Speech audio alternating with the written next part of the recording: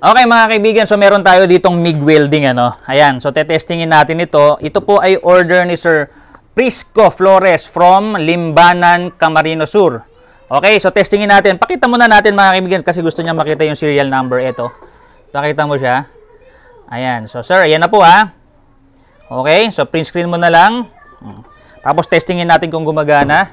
So syempre, ito po ay MIG welding mga kaibigan. Hindi na po ginagamitan ng welding rod. Ito na lang po. Yan. So, flux wire na lang po yan. Testingin natin. Meron ako ditong ground. Kasama na po ito sa package. Tapos, meron din ako dito syempre torch, no? Yung wire niya. Tapos, lagay po natin. Ito nga po pala ay 30 amperes or 35 amperes up to 200 amperes.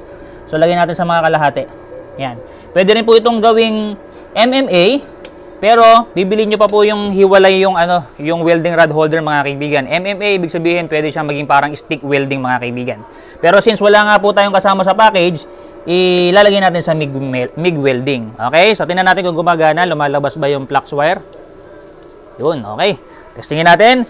So, Sir Prisco Flores, ito po. Panoorin nyo po kung gumagana. Tutok mo dito yung camera.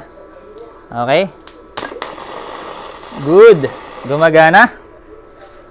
Ang hangin, ayan. Okay. Good. Masyado mo tinutok, cameraman. Napasok ka tuloy.